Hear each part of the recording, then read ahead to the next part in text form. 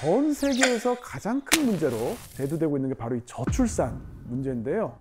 맞아요. 최근 우리나라 입학식 시즌이었는데 신입생이 단 한 명도 없어서 입학식을 못한 초등학교가 무려 150곳에 이른다고 합니다. 이제 저출산 문제가 아니라 저출산율 추락사 뭐 이렇게 불리는 것도 이상한 일이 아니죠. 그런데 우리보다 먼저 저출산 문제를 실감하고 준비한 나라가 일본입니다. 일본은 1989년에 이 합계 출산율이 1.57명까지 떨어지면서 소위 1.57 쇼크를 겪게 됩니다. 아이고야.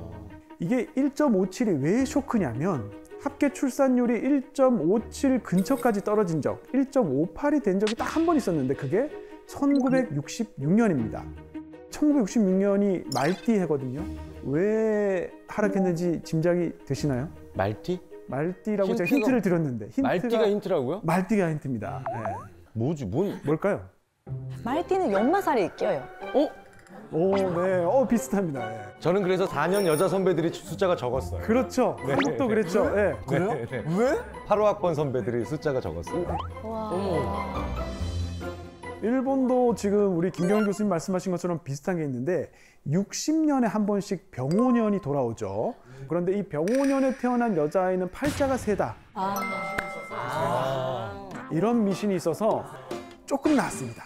그래서 이때 1.58로 출산율이 훅 떨어진 거예요. 근데 여기에는 지금 가슴 아픈 사랑 이야기가 숨어 있습니다, 사실은. 지금 여기 보시면 네. 이 여성이 이제 에도 시대에 실존했던 야오야 오시찌라는 여성인데, 야오야라는 건 이제 야채 가게고 오시찌가 이름인데요. 그런데 이 집에 큰 불이 나가지고 근처 절로 피신을 갑니다. 그리고 이제 그 절에서 심부름을 하던 어떤 남자아이와 사랑에 빠집니다. 클리셰가 아주. 네. 시간이 지나서 이제 집이 다 수리되고 집으로 돌아가야 되는 때가 왔어요. 그래서 이제 오시찌가 굉장히 이제 너무 보고 싶으니까 어떻게 할까 고민하다가 불이 다시 한번 나면 되지 않을까? 어디? 그래서 집에다 불을 질렀어요. 근데 다행히 초기에 진화가 됐고요. 방화범으로 붙잡힙니다. 그리고 이제 화형을 당해서 죽거든요. 어머머머. 화형이요? 네네.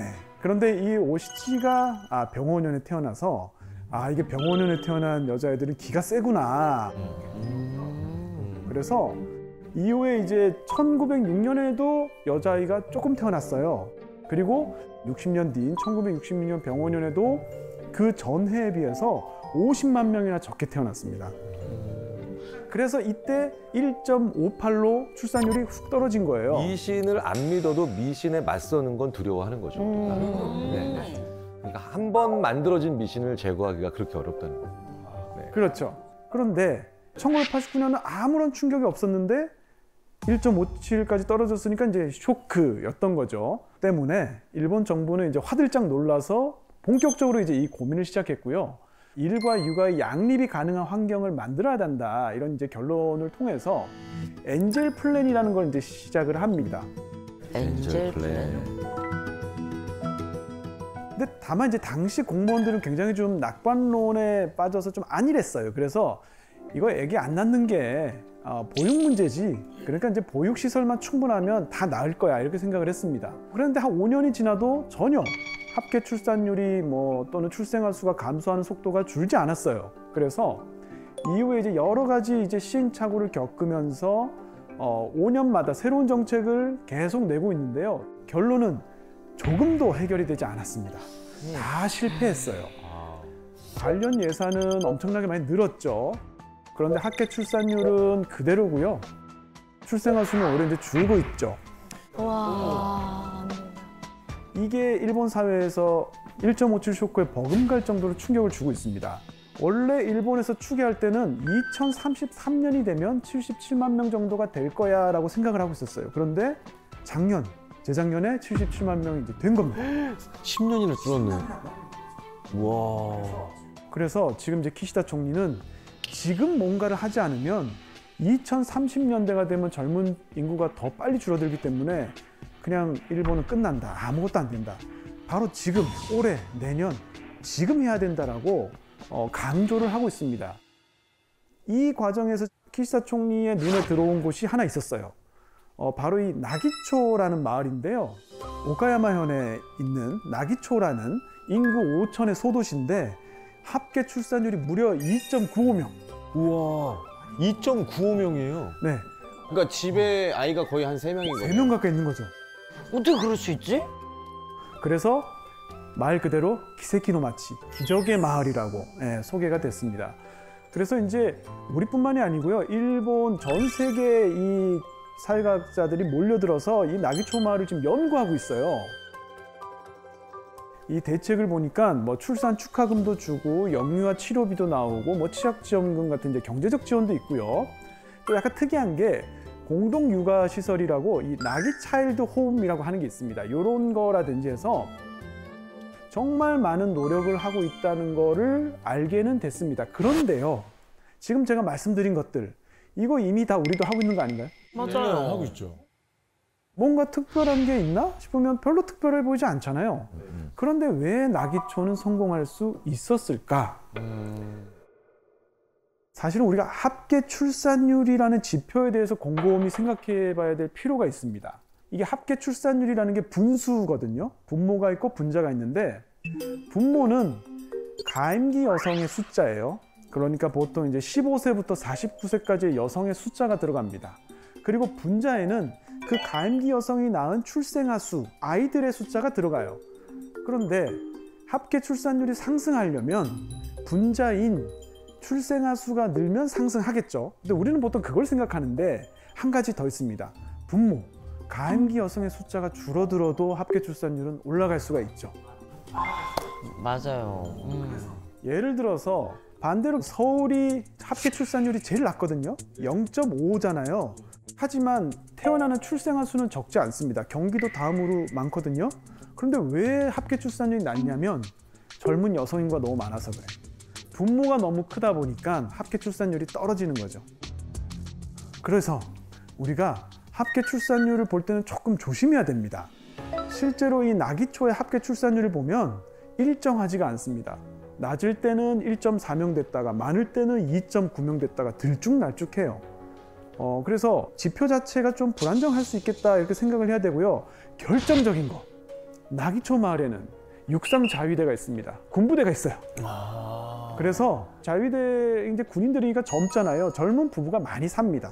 그러니까 그런 이제 특수한 상황이 있다라는 걸 우리가 고려해야 되는데, 문제는 미디어들이 다 달려들어서 나기초 마을을 너도 나도 취재를 하다 보니까 정책의 효과가 실제보다는 굉장히 부풀려져서 지금 과장되어 있다는 게 사실은 좀 문제입니다.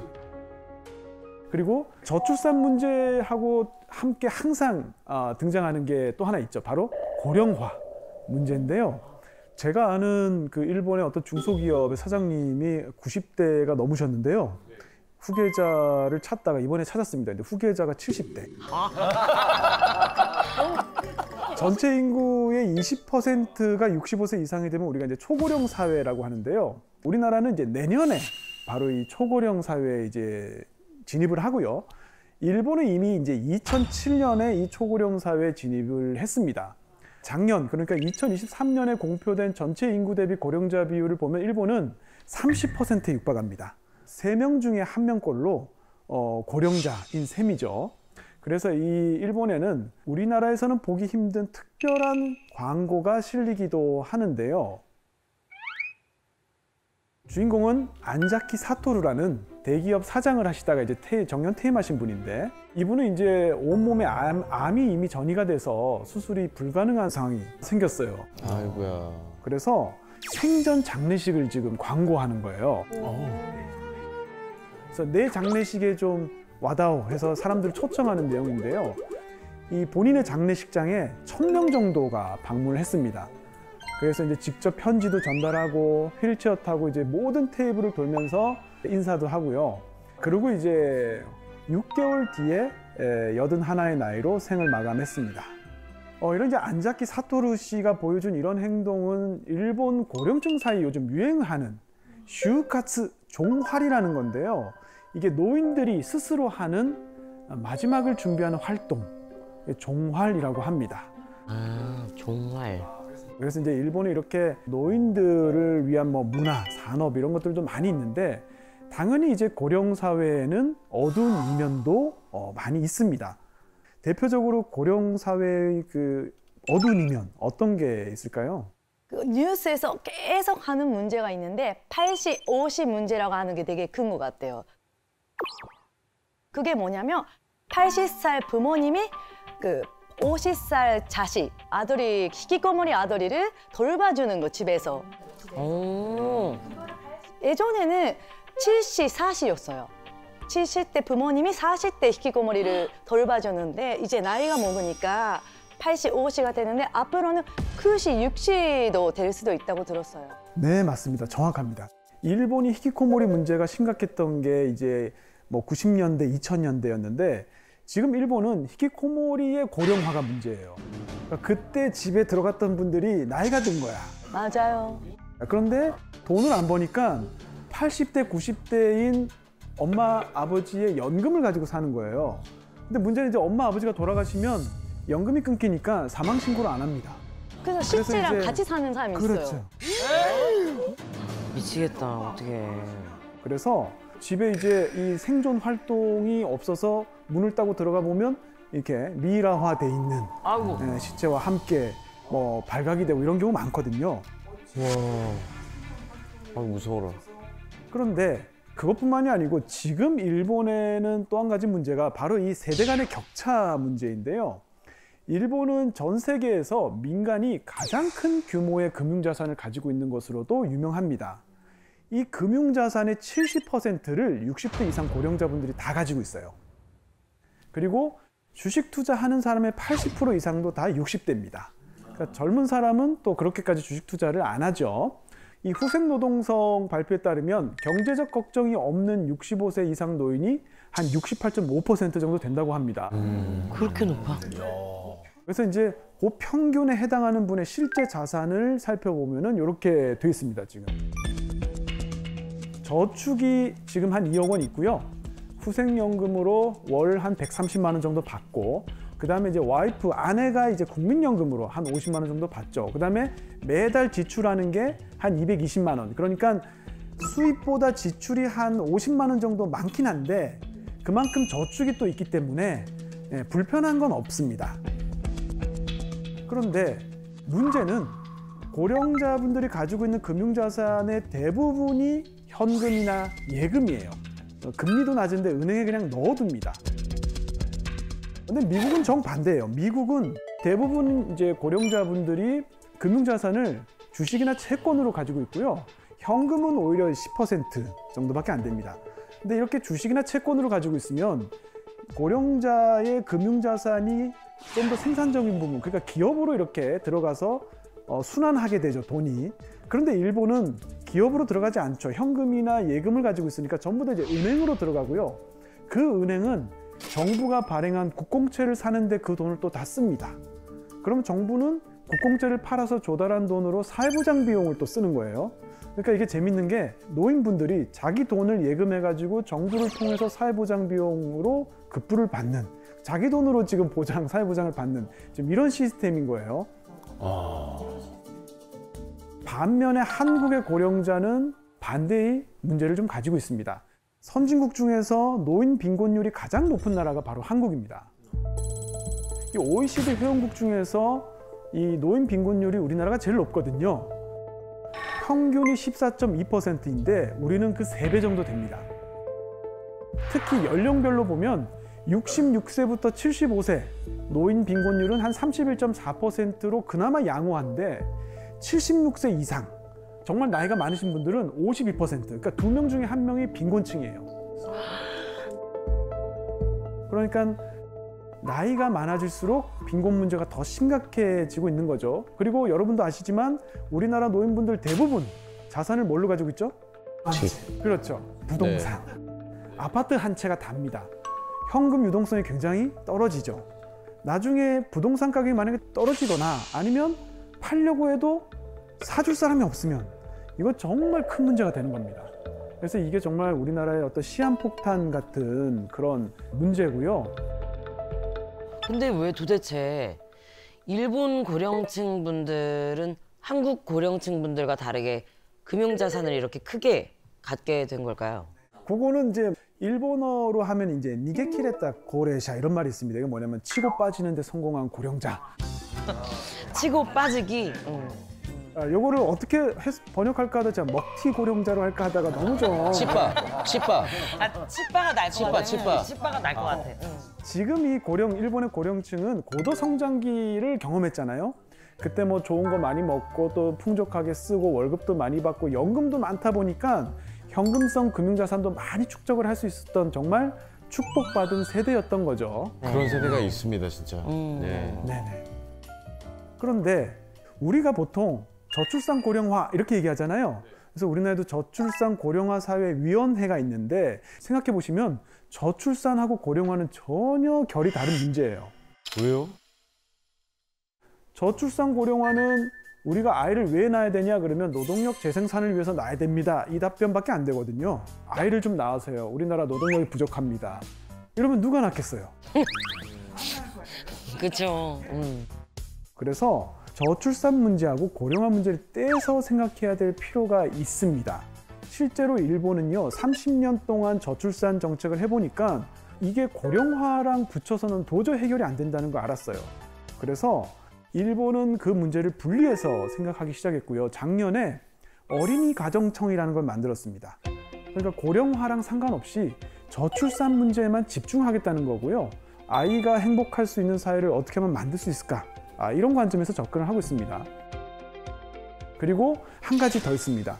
일본이 한 30년 해보니까 이 출산이라는 게 소득이랑 굉장히 깊은 관계를 맺고 있구나 이걸 알게 됐습니다. 그래서 우리가 뭐 어린이 수당, 일본에서 이제 고도모 테야테라고 어린이 수당 이런 거 주거든요. 그런데 여러 가지 일본이 실험을 해보니까 어린이 수당 줘서는 아이를 낳지 않아요. 일시적이잖아요. 맞아요. 태어날 때 뭐 1,000만 원, 5천만 원, 물론 큰 돈입니다만 앞으로 드는 비용을 생각하면 저도 아이가 둘이지만 계산을 밤에 이렇게 해보면 답이 안 나옵니다. 맞아요. 그래서 이제 임시소득이 아니고 항상소득이 늘어나야 되는데 그거는 일자리죠. 최고의 복지가 사실은 일자리인 거예요. 쉽게 예를 들어서 우리가 엄마들이 아이들을 학교 보내고 한 3시간, 4시간이라도 파트타임으로 일할 수 있는 직장이 있는 게 사실은 아이를 키우고 뭐 이렇게 양육하는 데 훨씬 도움이 되죠. 맞아요. 일본은 저출산 정책이 실패했다는 걸 받아들였습니다. 인구가 줄어든다는 건 인정했어요. 다만 어떻게 하면 감소 속도를 늦출까? 연착륙시키는 방법이 뭘까를 고민했습니다. 그래서 일하는 사람을 늘려서 노동력 부족에 대비해야 되겠다라고 생각을 해서 일단 전업주부들이 전부 다 일할 수 있도록 시장을 만들었습니다. 그래서 일본에 여행 가시면 슈퍼마켓에서 계산대에서 일하시는 분들 이런 분들은 다 이제 전업주부인데 파트타임으로 일하고 계신 분들 많고요. 그 다음에 일본은 또 외국인 노동력을 굉장히 많이 받아들였습니다. 맞아요. 그리고 일본은 정년을요 70세로 연장했습니다. 본인이 원하면 70세까지 일할 수 있어요. 그러니까 70세가 돼서 사업을 물려받을 수 있는 거죠. 근데 그건 되게 괜찮은 것 같아요. 우리나라는 좀 빠르잖아요. 너무 빨라요. 아니 딱 보면은 되게 정정하신데 일을 갑자기 그만두시게 되셔가지고 오히려 그런 분들이 더 크게 무너지고 막 그러시더라고요. 맞습니다. 네, 제가 이제 대학교에서 처음에 부임했을 때는 정년하시는 분들이 엄청 할아버지 같았어요. 근데 요즘에는 이제 정말 형님 같으신 분들이 이 교수 나 정년해. 그래서 아니 형 아니 왜 이제 아직 일할 일이 남았는데 왜 정년한다 그래요. 그래서 그런 분들이 이제 정년하시니까 정말 우리도 이제 정년 연장을 고민해야 될 때가 됐고요. 맞아요. 이렇게 인구는 줄지만 어떻게 하면 일하는 인구를 늘릴 수 있을까를 이제 계속 고민하고 있는 게 지금 이제 일본이고요. 최근에 이제 우리도 좋은 일자리를 만드는 게 최고의 복지다라고 하는 데는 컨센서스가 있는 것 같아요. 그래서 앞으로 이제 관련 정책을 많이 만들고 있다고 하니까 좀 지켜봐야 되겠습니다.